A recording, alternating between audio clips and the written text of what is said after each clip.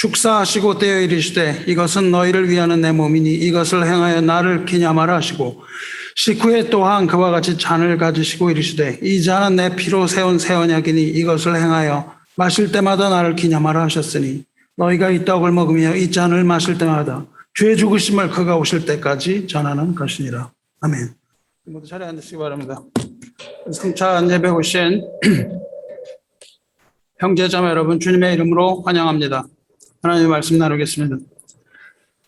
교회는 하나님께서 부르신 한 사람, 그 백성들의 모임입니다. 한 사람 한 사람이 교회고, 또한 부르심을 받은 모든 한 사람 한 사람이 모여서 동시에 서로 연합하여 한 몸이 된 공동체가 또한 교회입니다. 성도가 연합하여 한 몸을 이루고 그리스도를 머리로 하는 유기적인 살아있는 생명체, 이것이 교회의 본질적인 모습입니다. 교회는 죽지 않고 살아있어야 합니다. 왜냐하면 하나님의 말씀이 거기 있기 때문입니다. 예수님의 말씀은 생명입니다. 교회는 부르심을 받은 자들의 모임인데, 부르심을 받은 교회에는 특별한 사명이 주어집니다. 교회에 주어지는 그 특별한 사명은 이 땅의 역사 속에서 하나님의 나라를 성취해가는 일에 동참하는 겁니다. 하나님 나라의 성취를 위해서 마른 뼈같이 죽은 자들을 하나님께서 부활시키시고 완전하게 회복시키시는 그 생명의 복음, 그 복음을 선포하는 일이 무엇보다도 중요한 교회의 사명입니다. 그러므로 복음을 선포하지 않는 교회는 살아있는 교회가 아니고 죽은 교회라고 말할 수 있습니다.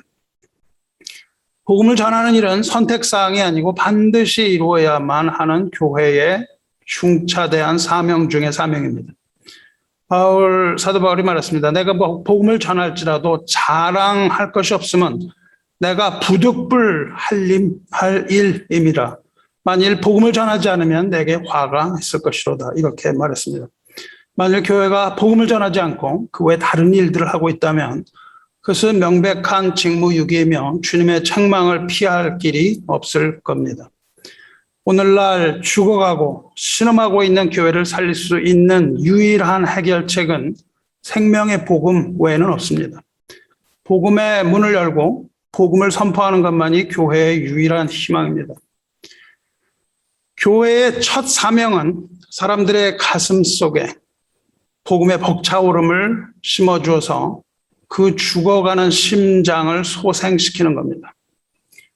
그렇게 소생시키는 것이 첫 번째 사명이고, 거기에서 두 번째 사명이 있는데, 두 번째 사명은 성도의 삶을 나누고 그리스도 안에서 하나가 됨으로써 그리스도의 사랑을 이 삶의 현장에서 서로 나누면서 하나님의 나라를 실현해 가는 겁니다.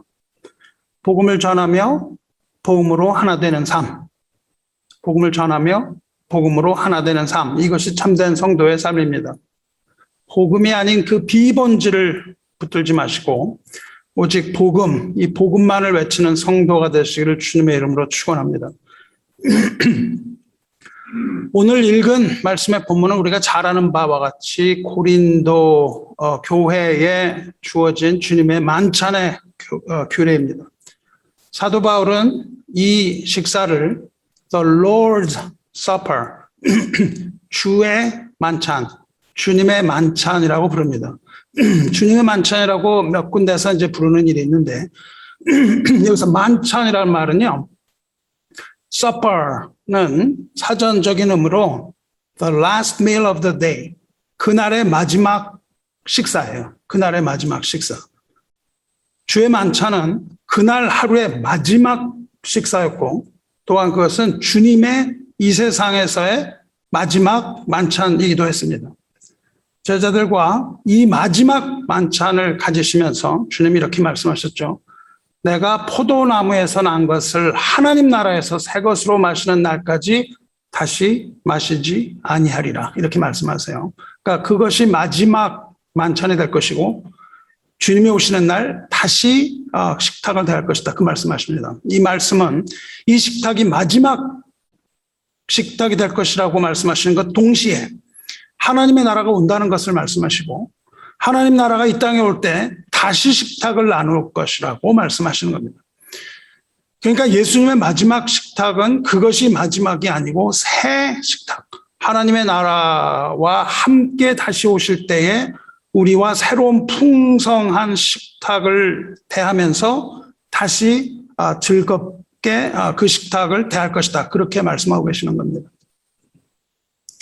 하나님의 나라가 완성되는 날 주님의 식탁이 차려지고 온 성도가 모여서 주님을 찬양하며 그 앞에서 즐거워하는 그 잔치를 우리는 믿음의 눈으로 바라볼 수 있는 겁니다.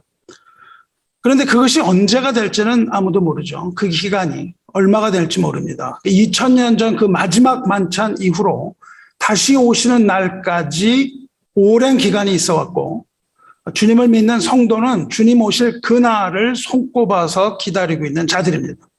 성도를 재정의하면 주님이 오실 날을 목놓아 기다리는 자들, 이것이 성도예요. 이 주님이 부활 승천하시고 다시 오시는 그 기간 동안 교회는 주님의 식탁을 대해왔습니다. 그리고 오늘날도 우리는 식탁을 마주하며 주님의 죽으심을 기념하고 성령으로 오시는 주님과 함께 주님의 몸을 나누면서 주님의 피를 나누는 겁니다. 그러면서 주님의 오실 날을 간절히 기다리며 그리스도의 복음을 전하고 있는 겁니다. 이것이 성찬의 커다란 그림이죠. 오늘도 이렇게 많은 사람들이 아니고 몇 안 되는 사람들이 우리가 모여서 성찬을 나누지만 사실은 이 가운데 성령께서 함께 하심으로 우리는 성령 안에서 주님을 나누는 그 큰 기쁨을 누릴 수 있어야 합니다. 이것을 믿는 사람에게는 주님의 한없는 은혜가 이 성찬을 통해서 부어지는 법입니다. 이 교회의 머리이신 주님은 메시아이며 그리스도이십니다. 그러므로 메시아에게 부어진 그 기름, 메시아에게 부어진 기름은 머리에 머물지 않고 몸으로 흐르는 것이죠. 몸으로 흐르는 그 기름이 우리에게도 주어지는 것은 우리가 주님의 몸이기 때문에 그렇습니다. 우리가 주님의 몸이면 우리에게도 주님에게 부어졌던 그 기름이 부어지고 있는 것을 믿으시기 바랍니다. 우리가 그저 아무것도 아닌데 우리에게 기름이 부어지는 것이 절대 아닙니다. 그냥 기름이 부어진다는 그런 것들을 많이 듣지만 그리스도의 몸이 아니고서는 기름이 부어질 수가 없어요. 왜냐하면 기름은 그리스도에게 부어지는 것이기 때문에 그래요. 그러므로 우리가 그리스도의 몸이 된다는 것만큼 중요한 게 없습니다. 우리는 부음을 받아야 하는데 그것은 머리이신 그리스도에게 붙어 있을 때에 우리에게 기름이 부어지는 거예요. 주의 만찬은 주께서 떡과 잔을 나누어 주시는 식탁이에요. 주님이 나누어 주시는 거예요. 누가 나누어 준다고요? 주님이 나누어 주십니다. 여기서 주님이라는 그 주라는 영어 단어는 Lord라고 부르죠. Lord라고 부르는데 그것을 쭉 여러분이 찾아보시면 고어를 보면요. 클라포드예요. 클라포드가 됐고 로드가 됩니다. 클라포드인데 클라포드의 클라프는 로프라는 뜻입니다. 영어 빵. 한 덩어리가 된 빵이 라프라고 불렀어요. 옛날에 라프라고 불렀고 요즘은 그것이 로프라고 부르죠. 그러니까 로프는 뭐냐면 어떤 틀에다가 밀가루 반죽한 걸 넣어서 한 덩어리로 구운 빵, 한 덩어리가 로프예요. 그러니까 여러분 그 식당 가시면 미트로프 그러면 미트로프는 뭡니까? 미트로프는 고기를 갈아가지고 거기 양파 같은 양념을 넣고 그걸 틀에 넣어가지고 빵처럼 구운 거. 그거가 미트로프예요. 그러니까 로프라는 건 한 덩어리 빵이라는 뜻입니다. 로프. 근데 로포드는 weird라는 말에서 시작되는데 weird라는 건 keeper라는 뜻이에요. 혹은 guardian이라는 뜻입니다. 그러니까는 Lord는 고어 로포드라는 단어에서 나왔는데 그것을 의미를 그 고어를 다시 말하면 the one who guards the loaves. 빵을 지키는 사람 이런 뜻이에요. 로드라는 건 빵을 지키는 사람 혹은 빵을 나누어 주는 사람이라는 뜻입니다. 로드라는 것은 주는 빵을 나누어 주는 주인, 빵을 나누어 주는 주인. 그러니까 과거에 그 빵이 얼마나 중요했던 건지 모르죠. 빵을 나누어 주는 사람을 주인이라고 부릅니다. 레이디라는 말은 뭐냐면 빵을 굽는 사람을 레이디라고 불러요. 그래서 롤드와 레이디가 부부예요.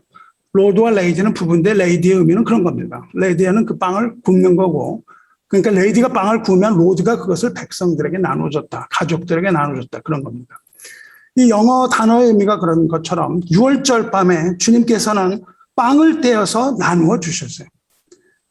빵을 떼어서 주시는데 빵을 떼어 주기 전에 먼저 축사하십니다. 감사를 드렸다는 뜻이죠. 이 빵은 보통 빵이었는데 주님께서 하나님께 그것을 감사함으로 이 빵은 성만찬의 떡으로 바뀝니다. 우리가 나눠주는 이것은 우리가 뭐 돈을 주고 산 거죠. 하지만 우리가 이것을 가지고 하나님께 감사드리고 축사할 때 이것이 바로 성만찬의 빵과 성만찬의 잔으로 바뀌는 겁니다. 그렇게 축사하시고 주님께서는 떡을 떼어서 나눠주셨어요. 여기서 뗀다는 말은 찢는다는 뜻입니다. 부서뜨린다는 뜻이에요. 옛날에 무교병으로 했을 때는 이것이 부서뜨리는 거예요. 굉장히 브리틀합니다. 아주 깨지기가 쉬운 거죠. 그래서 그것을 부서뜨린다는 말이고, 누룩 같은 게 좀 들어있을 때는 찢어진다는 말이죠. 이 말씀처럼 주님께서는 주님의 몸은 십자가에서 부서지고 또 깨졌습니다. 찢어졌습니다. 예수님의 살은 찢어졌고 예수님의 뼈도 거의 부서지는 그런 상태를 까지 가는 것을 우리가 보죠. 그리고 말씀하십니다. 이것은 너희를 위하는 내 몸이니 행하여 나를 기념하라 말씀하세요. 이것은 너희를 위하는 내 몸이니 행하여 나를 기념하라. 이렇게 성경에 번역되어 있는데 우리말 번역에 가장 중요한 단어가 삭제되어 있습니다. 여기서 가장 중요한 단어, 삭제된 단어는 클레메논이라는 단어인데 그건 찍혔다는 거예요. 그래서 삭제된 단어를 다시 넣어서 읽으면 이것은 너희를 위한 내 몸이니가 아니고요. 뭐 그렇게 말할 수 있지만 이것은 너희를 위하여 찢긴 내 몸이니. 이것은 너희를 위하여 찢긴 내 몸이니. 그렇게 번역해야 합니다. 뭐 그렇게 번역하는 데는 그게 잘못됐다는 것이 아니라 거기에는 이유가 있습니다만은 그러나 원어대로 그냥 읽으면 그렇다는 뜻입니다. 뭐 우리 성경이 잘못됐다 그렇게 말씀하지 마세요. 주님께서 이렇게 성만찬으로 떼어주신 목적이 여기서 분명해지는 거예요. 성만찬은 너희를 위한 거다. 그 말씀을 하세요. 성만찬이 나를 위한 것이 아니라 성만찬은 너희를 위하여 찢긴 내 몸이니. 그렇게 말씀하세요. 우리를 위하여 베푸시는 것이죠. 그리고 주님께서 Lord이신 주님께서 친히 주시는 것. 우리를 위하여 주님께서 친히 베푸시는 것이 성만찬이에요. 우리를 위하여 주님께서 친히 성만찬을 베푸시는 겁니다. 그러니 우리가 어찌 성만찬을 귀히 여기지 않을 것이며 어찌 이것을 하찮게 여기겠습니까? 주님을 주님으로 인정한다면 우리는 이것을 귀한 마음으로, 이것을 믿는 귀한 마음으로 성찬을 받아야 하는 것입니다. 그리고 주님께서는 이것을 행하여 나를 기념하라 이렇게 말씀하셨어요. 떡을 나눈 후에 마찬가지로 잔을 또 가지시고 이 잔은 내 피로 세운 새 언약이니 이렇게 말씀하세요. 역시 이것을 행하여 마실 때마다 나를 기념하라 하셨습니다. 그러므로 이것은 어떠한 우리가 어떤 사변적인 어떤 게 아니에요. 뭐 생각을 하는 게 어떤 거 아닙니다. 그냥 뭐 어떤 기념비적인 어떤 행사가 아닙니다. 이것은 주님께서 행하라 그렇게 말씀하셨어요. 이것을 실행하라. 그러니까 성찬을 실행하라 그렇게 말씀하신 겁니다. 우리가 성찬을 마실 때마다 기억해야 되는 게 바로 이거예요. 이것을 기억하기 위하여 그것을 행하라 그렇게 말씀하셨어요. 이것을 기억하는 생각을 하라 그렇게 말씀하시지 않았습니다. 이것을 행하라고 하신 것은 주님께서 우리에게 하라고 하신 커다란 두 가지 중에 하나입니다. 그러므로 우리는 이것을 하는 거예요. 여기에는 뭐 이유가 없어요. 무슨 신학적인 이유를 달 필요도 없고 설명하려고 할 필요가 없는 겁니다. 주님께서 하라고 하셨으므로 우리는 하는 것이죠. 그래서 우리는 주님의 몸, 주님의 피, 이 두 가지를 우리는 기념하고 또 기념하고 또 기념하고 기념하고 또 기억하는 겁니다. 왜냐하면 우리는 기억하지 못하는 어리석은 존재이기 때문에 그렇습니다. 그렇지만 이 기억으로 부족해요. 이 기억하는 것으로 부족합니다. 왜냐하면 이 사건은, 십자가 사건은 과거에 지나간 일이기 때문이에요. 이미 지나간 일만을 그냥 추억해봐야 무슨 소용이 있겠습니까? 우리가 여기 모여서 주님께서 우리를 죽이셨구나. 이거를 아무리 생각을 해봐야 무슨 소용이 있겠어요. 성찬의 의미는 그 과거를 기억하는 데 있어요. 그리고 과거에 주님께서 우리를 위해 죽으신 것을 감사하는 데에도 그 의미가 있습니다. 하지만 그것보다 더 중요한 것은 지금 이 시간에 어떤 일이 일어나고 있는가 하는 데 더 있지 않겠어요. 지금 어떤 일이 우리에게 일어나고 있는가. 과거에 일어난 어떤 것이 아니라 지금 어떤 일이 일어나고 있는가가 중요한 겁니다. 여러분은 과거의 한 경점에, 한 시점에 묻혀 살고 싶습니까? 아니면 어떠한 미래를 꿈꾸면서 현재를 살아가는, 그 미래를 꿈꾸면서 현재를 살아가는 역동적인 그런 삶을 살고 싶습니까?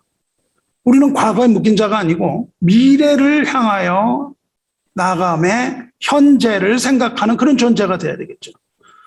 성찬의 첫 번째 목적이 주님의 몸과 피, 곧 주님의 죽으심을 기억하는 데 있다면 성찬을 하는 그 두 번째 목적은 지금 이미 온 하나님의 나라와 장차 완성될 하나님의 나라의 잔치를 미리 맛보는 거예요.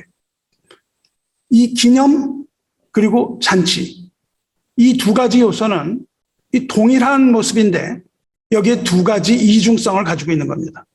주님의 식탁은 단지 떡과 잔이 주님의 몸을 상징한다고 믿으면서 우리를 위해서 주님이 죽으셨다고 기념할 뿐만 아니라 지금 이 시간 이 자리에서 하나님의 나라를 경험하는 자리가 안 된다면 아무 소용이 없다는 거예요. 오직 믿음의 눈을 뜬 사람만이 믿음으로 이 식탁을 받을 때 믿음의 눈을 뜬 사람만이 이 식탁을 보통 식탁으로 보는 것이 아니라 감사함으로 성찬이 되는 그 믿음의 현실을 각성하는 겁니다. 그것을 깨닫는 거예요. 뭐 영화를 보면 무슨 어떤 주인공이 각성을 하죠. 그죠? 뭐가 어떤 건지 잘 모르고 살아요. 그러면서 뭔가를 계속 하다가 어떤 시점에 됐을 때 어떠한 말이 주어지면 자기가 누구인지를 깨닫는 거예요. 우리가 어떠한 자인지 잘 모르고 살다가 어떠한 시점에서 우리가 과연 우리가 누구인가라는 것을 깨닫는 것이죠. 그것이 굉장히 중요한 인간의 어떤 걸어가는 길에서 그 길이 결정되는 아주 중요한 순간인 것이죠. 이 각성의 순간을 가져야 되는데 교회 역사에서 많은 경우에 이 성찬을 하면서 그 은혜가 부어졌어요. 그래서 성찬을 은혜의 통로라고 이야기합니다. 믿음으로 우리가 말씀을 듣고 믿음으로 주님의 떡과 주님의 잔을 받을 때에 이 세상의 떡과 잔이 주님의 떡과 주님의 잔으로 변하는 겁니다. 주님의 죽으심을 기억하는 건 과거에 대한 거라고 말씀드렸고 성찬에 참여하는 건 은혜를 받는 건 현재의 시간이에요. 그래서 어제는 성찬을 받았지만 오늘도 성찬을 받는 겁니다. 우리의 현재가 굉장히 중요한 거예요. 뿐만 아니라 이제 주의 죽으심을 기억하고 이 성찬을 통해서 체험하는 거예요. 그렇게 함으로써 우리는 담대하게 내일을 향한 열린 길로 들어가 걷는 겁니다. 너희가 오늘 읽은 본문 중에 26절에 너희가 이 떡을 먹으며 이 잔을 마실 때마다 주의 죽으심을 그가 오실 때까지 전하는 것이라 말씀하세요. 여기에도 우리 번역에는 또 중요한 게 빠져 있습니다. 뭐가 빠져 있냐면은 이 문장의 맨 처음에 왜냐하면 이런 말이 빠져 있어요. 왜냐하면 너희가 이 떡을 먹으며 이 잔을 마실 때마다 주의 죽으심을 그가 오실 때까지 전하는 것이라. 그러니까 기념하라고 하신 것에 이유가 나오는 거예요. 왜 기념을 하라고 하셨는가? 그런 말을 우리가 알 수가 있는 것이죠. 왜 기념하라고 하셨습니까? 우리가 성만찬을 나눔으로 주님의 몸과 피를 기념해야 되는데 기념해야만 하는 이유와 목적이 바로 본절이에요. 주님의 몸과 피를 나누며 기념해야 되는 이유는 다시 오실 주님을 기다리기 때문이다. 그 말씀을 하고 계시는 겁니다. 주님께서는 아까 보신 것처럼 마지막 만찬의 떡을 제자들과 나누셨어요. 함께 떼셨습니다. 그리고 주님께서 재림하시는 그날까지 교회와 그 백성의 성찬은 계속되어야 합니다. 너희가 이 떡을 먹으며 이 잔을 마실 때마다 그의 죽으심을, 주의 죽으심을 그가 오실 때까지 전하는 그것이라.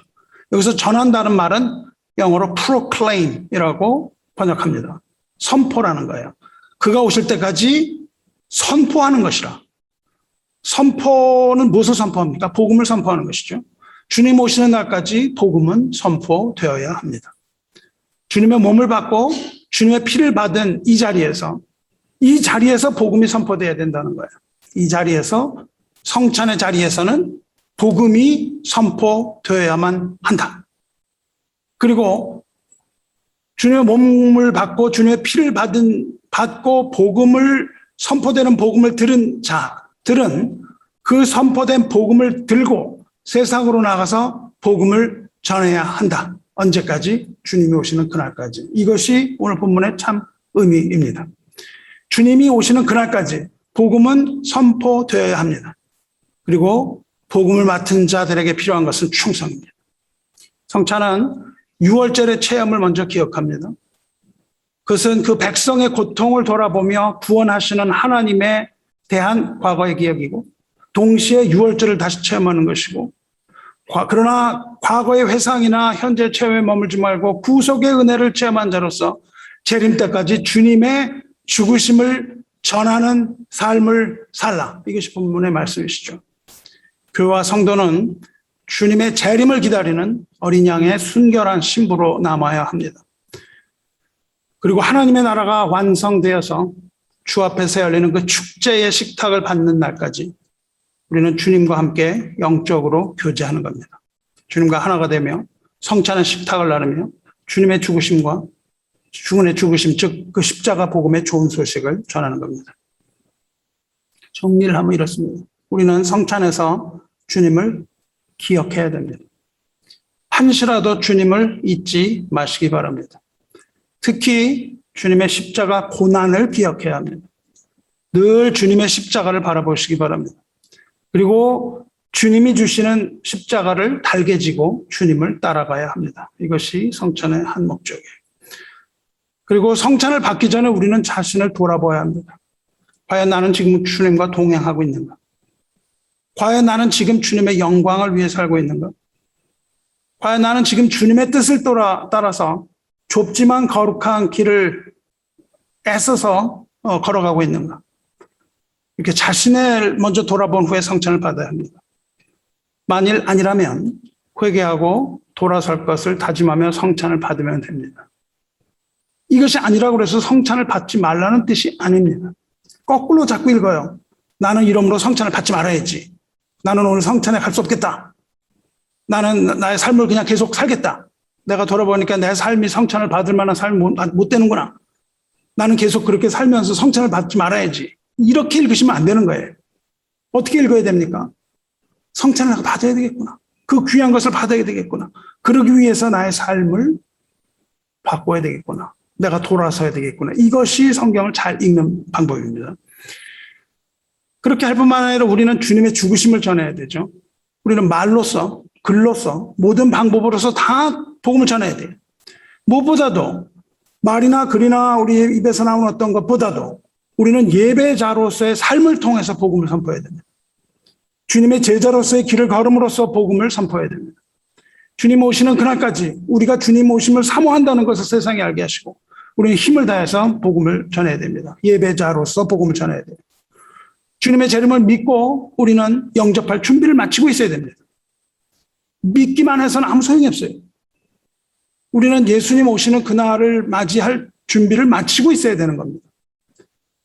여러분은 잔치를 다시 베푸실 때 그 잔치에 들어갈 예복이 준비되어 있습니까? 우리는 그 예복을 준비해야 됩니다. 신랑 대신 예수께서 오시는 날 마중 나갈 등불이 준비되어 있습니까? 우리는 그 등불을 준비해야 됩니다. 등불뿐만 아니라 그 등불을 밝힐 기름이 준비되어 있습니까? 우리는 그 기름을 준비해야 됩니다. 주님 오시는 날 우리가 주님 앞에 보여드릴 성령의 열매가 준비되어 있습니까?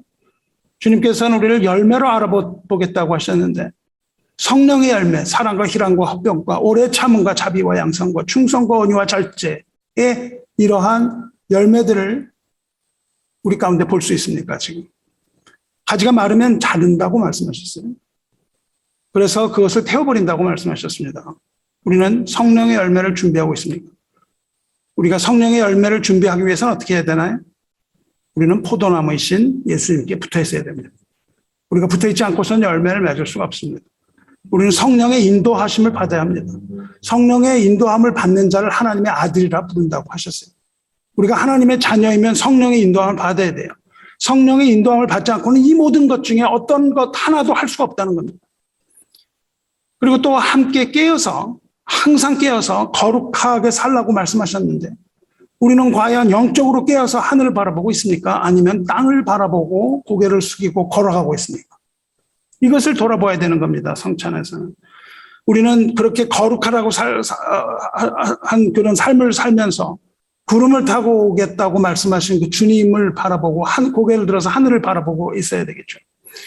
그리고 또 주님이 오시기 전에 큰 환란이 있을 것인데 어떤 고난이 일어나도 믿음과 소망이 흔들리지 않도록 말씀과 기도로 무장하라고 말씀하셨는데 우리는 과연 우리 하나님의 말씀 가운데 있는 것인지 우리가 하나님의 말씀을 듣고 하나님의 말씀으로 살고 있는 것인지 또한 우리가 하지 않는 죄를 짓고 있는 것은 아닌지 이 말씀과 기도로 거룩해진다고 말씀하셨는데 우리가 말씀에 소홀하고 기도에 소홀하고 성령에 예의하지 않은 그런 삶을 살고 있는 것은 아닌지 우리는 돌아봐야 됩니다. 자신을 돌아보고 성찬을 받아야 되는 것이죠. 이것이 바로 성찬의 의미이고 우리가 성찬을 받을 때마다 이것을 생각해야 됩니다. 교회 사랑하는 성도 여러분 말씀 받겠습니다. 주님께서는 곧 오신다고 그렇게 약속하셨습니다. 그리고 새 언약을 완성하시고 하나님 나라를 완성하실 겁니다.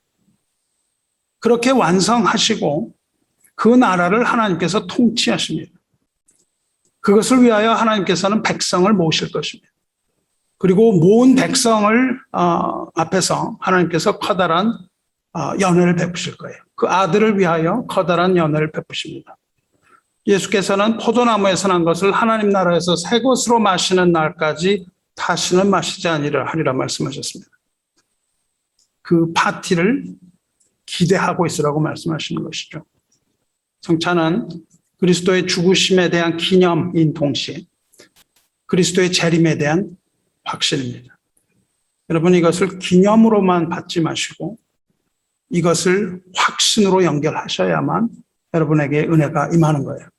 새하늘과 새 땅을 사모하는 마음으로 주님 앞에서 차려질 이 식탁에서 주님과 함께 새 것으로 마시는 그날을 사모하며 오늘 성찬 받으시기를 주님의 이름으로 축원합니다. 기도하겠습니다. 하늘에 계신 하나님 아버지, 주께서 나누어 주시는 떡은 곧 십자가에서 찢기신 주님의 몸이며 우리가 먹을 생명의 양식이니 우리에게 주시옵소서. 주님께서 나누어 주시는 주님의 잔은 곧 주의 피로 세운 새 언약이니 우리가 그 피를 기념하여 마시고자 하나이다. 주님의 은혜와 사랑이 이 땅에 가득하게 하실 뿐만 아니라 그 몸과 잔을 나누어 먹는 모든 믿는 자에게 하염없이 부어주시는 사랑과 자비가 물 흐르듯 흘러 우리 심령을 적시오니 우리가 그 사랑을 힘입어 세상을 향하여 주님의 복음을 담대히 외칠 수 있게 하여 주시옵소서. 주님께서 십자가에 달리심으로 우리 영혼을 죄와 죽음의 늪으로부터 건져내셨을 뿐 아니라 부활의 첫 열매로서 죽음을 이기시고 무덤에서 일어나심으로 우리도 또한 의롭게 되고 주님의 백성이 되는 놀라운 은혜를 베풀어 주셔서 감사합니다. 비록 우리가 죄 많은 이 세상에 살고 있으나 우리는 이미 의에 거하는 바 새하늘과 새 땅을 믿음의 눈으로 바라보니 우리에게 영원한 안식을 주시고 이미 우리 마음에 다가온 천국을 누리며 살게 하여 주시되 주님의 다시 오심을 사모하며 살겠사오니 주여 잃어버린 주님의 양을 모두 찾으시옵소서. 주님께 영광이 되며 우리에게 기쁨이 되오니 굽어 살피시고 우리에게 기도와 말씀의 영을 부으사 성도의 향기로운 제물이 주님의 보좌에 이를 때에 주님 속히 오시옵소서. 우리 주 예수 그리스도 이름으로 기도드리옵나이다. 아멘.